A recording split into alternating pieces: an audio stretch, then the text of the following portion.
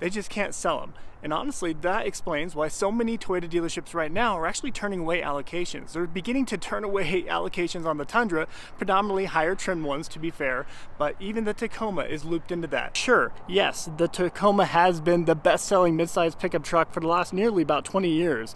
But what a lot of people don't realize is how many of them are produced, which is why largely Toyota moved production of these to Mexico entirely, because they could build some additional plants down there and pump these things out like hotcakes and just send them up over the border. Full engine replacement, what does that mean for you as the buyer of this vehicle? You got to tie this vehicle up for several weeks at the shop in order for them to do that, because that is a large job and definitely a huge undertaking. Well, I'm not going to roll the dice on a $70,000 to $80,000 purchase. So we are starting to see Toyota Tacoma sales decline drastically, and that is because people are beginning to learn that the Toyota Tacoma now is not the same Toyota Tacoma of the past. They're saving over 80% when it comes to labor cost for this, but yet they still hiked up the price over 20% from 2023. I think I've found the most expensive Toyota Tacoma on this particular lot right now. The values of these are going to remain very high because people are going to miss the simplicity and the reliability of what's underneath the hood there of that 4-liter naturally aspirated V6. This is going to be missed. Mark my words, guys. You can easily get $4,000 to $6,000 off of MSRP right now across the entire lineup, minus the TRD Pro and Trail Hunter trims. And even those, I'm told, are just arriving to dealership lots, and they're not flying off the shelf. Hey YouTube, Untamed here. So I have poked at new generation Toyotas plenty on my channel, but for good reason. Really, within the last few months, we have seen Toyota stock drop over 22%. 22% over the last 5 months. Really, the bulk of that drop took place within the last 45 days. Why is that? Well, you can make a number of arguments, but I would say that the leading 2 reasons would be the price tags of their new Toyotas and them forcing their smaller displacement hybridized overcomplex engines on people. So you see it here with the Toyota Tundra behind me. It now has a 3.5-liter twin turbo V6, and when you get the TRD Pro or a Limited or a Capstone or whatever, the higher trims, you're looking at a hybridized platform that is just overly complicated for most people. They don't want that. They want a simplistic truck that's reliable and affordable. They're no longer getting that with their new Tundras. Same goes for the Tacoma. They've become too complex. And when you combine that with the astronomical price tags, people are saying no thank you. Many of these Tundras right behind me are well over $70,000. The Capstone in particular right here, $82,000 or $83,000 between there. Pretty astonishing. My Tundra TRD Pro back in 2021, $54,000. And even then, that was kind of a lot. But now when you look at the new 2024 Tundra TRD Pro, what are we talking? We're talking $77,000 plus. Normally speaking, Toyota will have about a 1% to 2% sales deviation worldwide. We're talking maybe a 1% drop and then a 1% increase back and forth year after year. For them to have seen about a 5% drop in sales worldwide, well, that's sending a lot of red flags to Toyota corporate right now. Over 40,000 is the base starting point MSRP, and that is absolutely insane for an SR5. It should be high 20s as a starting point, maybe even mid 20s, I would argue. This is a very consistent and very common sight across the nation right now. You know, we have a number of Toyota Tacomas here, so many that I'll give you a glimpse of throughout this video. We got some out front lined up, we got some out back, some even in the back corner lot. They just can't sell them. And honestly, that explains why so many Toyota dealerships right now are actually turning away allocations. They're beginning to turn away allocations on the Tundra, predominantly higher trim ones to be fair, but even the Tacoma is looped into that because they're starting to stack up on their lots. They can't sell them, and well, it's not a good optic when you have 40 of them just lined up in your lot. Let me start off by showing you just a few tucked right here, and I'll show you the whole lineup out front for fun here in a little bit, and then the whole lineup hidden out back just for fun as well. So here we have a TRD off-road. This one does not have the iForce Max, but even still, we're over $51,000 for it. Not even with the quote-unquote best engine in it with the hybridized 4-cylinder turbocharged platform. This is the standard turbocharged 4-cylinder, and they still want over 51 grand. That is a large piece of the equation. People do not want to spend over 50 grand for their mid-sized pickup truck. This is $30,000 to $40,000 territory, and it should be within that price point. And just for context, let me show you an SR5 next to a TRD Sport. Real quick, let's look at the SR5. So we are at $43,103 for this SR5 4x4 double cab. So over 40,000 is the base starting point MSRP, and that is absolutely insane for an SR5. It should be high 20s as a starting point, maybe even mid 20s, I would argue. So the fact that we're seeing over 40 grand as a starting point is definitely baffling. Then obviously with the delivery and handling, we bring it up to that point. Let's check out this TRD Sport real quick. So TRD Sport, you get the fake hood scoop up top. That's kind of a standard thing for this, even throughout years past. But we are looking at $45,169 for the TRD Sport. Yeah, what do you think of that? And just in this corner over here, we have 10 brand new 2024 Toyota Tacomas of various trims chilling out on this side of the lot. Kind of crazy. I'm trying to look for maybe the cheapest Tacoma on the entire lot right now. I think perhaps the SR5 I just showed you guys might be it, because this here is an example of just how expensive SR5s even can get up to. Just under $46,000. Obviously this one has some additional little bells and whistles that they applied to it, but even still, 46 grand SR5. That's the new norm. So I seriously remember a time in the not so distant past where this SR5, a spec'd out SR5 just like this, was about $31,000, $32,000. And that is the rub for me, and I know a lot of other people, because it wasn't that long ago when we were just walking around Toyota dealerships and looking at the same exact trim, $15,000, $12,000 less. That's pretty crazy. And just for context, if you were to take out a 60-month loan on this $46,000 SR5, let's say you just put a couple $1,000s down on it, you're still looking at about $800 to $850 per month. Per month, those are your monthly payments on an SR5. And can you imagine doing that for 5 years? That's pretty crazy. And that's assuming you have excellent credit and you've got a 5 to 7% interest rate on it. And even that can be pretty difficult for some people to do right now. Toyota had ended production of this 5th generation 4Runner just recently. So now these here are about ready to be a thing of the past. And I tell you what, the values of these are going to remain very high because people are going to miss the simplicity and the reliability of what's underneath the hood there of that 4-liter naturally aspirated V6. This is going to be missed, mark my words, guys. In fact, I've spoken to a couple sales reps here, one in particular that made it very clear that previous generation Tundras with the naturally aspirated V8 and the previous generation Tacoma, the 3rd generation Tacoma, is fetching huge dollars on trade-ins right now because they know that people want that. They want that simplicity. They want the reliability of the naturally aspirated platforms. Although maybe less fuel efficient, people will miss this. They'd rather spend a little bit more time at the pump compared to time in the shop, which we are seeing currently with the new generation Tundra and Tacoma here. And well, ladies and gentlemen, I think I've found it. I think I've found the most expensive Toyota Tacoma on this particular lot right now. So, for reference, when the TRD Pro comes out, it'll be about $67,000 after delivery and handling. Here, we have a TRD Off-Road just under $58,000. Get a load of that. Tacoma TRD Off-Road, it does have the iForce Max, so that brings it up a little bit. It has the hybridized 4-cylinder underneath the hood, but still, that just blows my mind, especially when just last year, we've talked about it before, but it does blow my mind. Last year, 2023, Tacoma TRD Pro, MSRP around $52,000, $53,000. And here we are, a TRD Off-Road for that much. Crazy. So we are starting to see Toyota Tacoma sales decline drastically, and that is because people are beginning to learn that the Toyota Tacoma now is not the same Toyota Tacoma of the past that people have gotten used to. I mean, Toyota Tacoma is like a household name for so many folks. I mean, when they say it out loud, they're like, oh yeah, that means reliability, simplicity, affordability. That's what it means. But people are starting to do a little bit more homework. And well, some people are maybe getting to that homework a little too late. They're buying it, then experiencing pretty drastic quality control issues, transmission failures. We're talking with just a few hundred miles on the clock. These are coming out of Mexico with some pretty large faulty issues with them. You know, my favorite thing that a lot of people will end up saying, they're really trying their best to defend their purchase. They'll say, hey, you know, the Tacoma is selling just fine.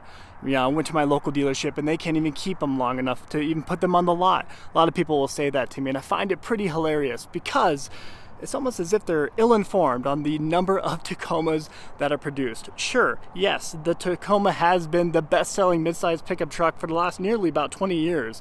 But what a lot of people don't realize is how many of them are produced, which is why largely Toyota moved production of these to Mexico entirely, because they could build some additional plants down there and pump these things out like hotcakes and just send them up over the border. That is largely why they did it, because the US market is of course the primary market for the Tacoma here. But let me tell you some figures real fast just to paint a picture. So when it comes to the mid-size pickup truck segment, in 2023, there were 235,000-ish units sold of the Toyota Tacoma in 23. In 21, a couple years prior, 248,000 units sold. And let me put it into context for you. The next runner-up for the midsize segment was the Chevy Colorado pickup with 71,000 units sold in 2023. And in 2021, 63,000 units. And behind that, the Nissan Frontier with 58,000 units sold in 2023 and 50,000 units sold in 2021. That kind of paints a picture for you. Of course, they're going to sell a lot. They're going to sell them like hotcakes because they're making them like hotcakes. They go hand in hand. And well, I will include, because no matter what I say, there will be people who will continue to want to buy the Tacoma in particular. And because of that, you need to be aware that you can easily get $4,000 to $6,000 off of MSRP right now across the entire lineup, minus the TRD Pro and Trail Hunter trims. And even those, I'm told, are just arriving to dealership lots, and they're not flying off the shelf, even at MSRP. So that's kind of crazy. But here, you can expect on any of these trims anyway, for sure, a $4,000 to $6,000 discount. So I'm just telling the people who are pretty stuck on buying one, just know that you can get a deal on it right now. At this point in time, $4,000 to $6,000 off. So the new Tundra is definitely fallen victim to the stigma surrounding that large safety recall put out by Toyota, right? So over 100,000 units were affected by debris being left within the engines upon their production. During the assembly of these vehicles, over 100,000 units were affected by it. That is huge, and definitely a black eye for the brand at large. So debris being left within it causing a main crankshaft bearing issue for 22 and 23 model years. You know, they say they corrected it and identified the issue before 24 started hitting the lots and rolling off the assembly line. So they say these ones here, everything you see in front of me, they're all 2024 model years. So these technically are unaffected by that large engine debris safety recall. But still, perception is reality. People hear about that and they connect it to the Tundra and they're like, well, I'm not going to roll the dice on a $70,000 to $80,000 purchase. It's not worth it to me. A lot of people will say, well, it's under warranty, you don't need to worry about it. If it gets broken, well, Toyota will fix it. And while Toyota did say what their fix would be, it would be a full engine replacement, which I applaud Toyota for doing that. They could have easily maybe taken a path of less resistance and tried just to fix the main crankshaft bearing, but that would have required a pretty big surgery on this engine. So a full engine replacement, what does that mean for you as the buyer of this vehicle? You got to tie this vehicle up for several weeks at the shop in order for them to do that, because that is a large job and definitely a huge undertaking. And well, when you're going to spend $70,000 to $80,000 on a truck, especially a Toyota, you want it to be reliable and you don't want to have that possibility at bay. With many of these examples being mid to high trim Tundras here, the price tags are about $70,000 to $80,000 across the line, with the capstone being the most at $82,000. We have two SR5s here. One of these is going to be the most affordable on this lot. Let's check out this white one. What are we working with? We are at $54,000 for this Tundra SR5 Crew Max. So standard twin turbo V6 underneath the hood. Let's check out this one. Let's see if it beats it. And we are at $52,000 and some change. How about that? This is the most affordable Tundra on this lot. Kind of crazy. And I guess, I mean, technically speaking, that's $30,000 less than that capstone over there. Is that a good deal? Kind of crazy to know that this one here, $54,000, shared the same exact MSRP as my top of the line TRD Pro trim back in 2021, $54,000. Kind of wild. So behind me is a 2024 Toyota RAV4 XL8 Premium, MSRP just over $37,000. This, the Toyota Corolla, the Toyota Camry, these are selling pretty well. And well, when you look at this dealership here, it's a pretty good indicator. There's only one Toyota RAV4 behind me here. There's only a couple Toyota Corollas over there, and I actually have yet to see a brand new Camry sitting on this lot. Those are selling just fine. But when it comes to the Tacoma and Tundra, not so much. You know what, guys, I lied. There is one Toyota Camry on this entire Toyota dealership lot, and let's check out what it is. It is an LE. Toyota Camry LE for just under 30 grand. I guarantee it, with that type of price tag and that type of fuel economy, it will not stay on this lot long. And well, it's an indicator that it is the only one here. And this is the only Toyota Corolla that I see on this lot. This one here is an SE, and they want a little bit less, $26,000 and some change. Little less fuel economy there, but still, this is an affordable option. And while people are voting with their pocketbooks and they're not spending $50,000 plus for the Tacoma, but they would much rather spend half of that and get still a vehicle that offers some good peace of mind with a much better price tag. And for fun, I'll show you an example. We do have a few quote-unquote worker trim Toyota Tacomas chilling out back, all lined up as well. So I wonder how they are selling with companies and businesses. Real quick, we'll do a Lunar Rock by Lunar Rock. My personal Tundra next to a Lunar Rock Sequoia Limited. Let me show you the price tag on this. I guarantee it's going to be mid to high 70s. I haven't looked at it yet. Let's see. Sequoia Limited Hybrid. Yep, $77,268. But that's become the norm. And well, to be fair, the full-size SUV segment has always kind of been a little pricey, and that's across all manufacturers, unfortunately. But there you have it. Lunar Rock looks good together, gotta say. Now I gotta say, a part of the rub for me is that Toyota has announced that the pricing of materials and labor has gone up drastically, and that keeps propelling the price. And obviously that is a big part of the equation, I won't deny that, but I really find it peculiar that they sent production entirely to Mexico when that's not new, to be fair as well. They've always kind of had it between Texas and Mexico, but now they moved it entirely to Mexico, built some new plants down there. They're paying $2.70 per hour roughly for production line employees down in Mexico compared to $16 an hour in the States. They're saving over 80% when it comes to labor cost for this, but yet they still hiked up the price over 20% from 2023. Kind of crazy. One thing I'll mention as a good rule of thumb is always try to buy a Toyota built in Japan. They tend to come with the best, highest quality control that I've ever experienced anyway. I've owned a number of Toyota Land Cruisers built in Japan, a number of 4Runners in particular, and they have always been phenomenal when it comes to just panel gaps, fit and finish, in and out. The overall quality control was spectacular. Never had a complaint with the Japanese-made Toyota. Once they start moving them outside of Japan, that's when maybe there's some room for error. And we see it with the Tacoma here in particular, right? Coming out of Mexico, a ton of quality control issues with it. You know, left and right, huge panel gaps, faulty transmissions with it, quality control, loose front grille. That grille's often loose in it. The rattling on the inside is pretty drastic. A lot of problems coming out of Mexico. And I can't just beat up on them without beating up on ourselves here in America, because even in America, like we saw with the engine debris and the Tundra over there, even they are experiencing some issues. So I'll wrap up the video there, guys. It is very clear that we are experiencing consumer fatigue.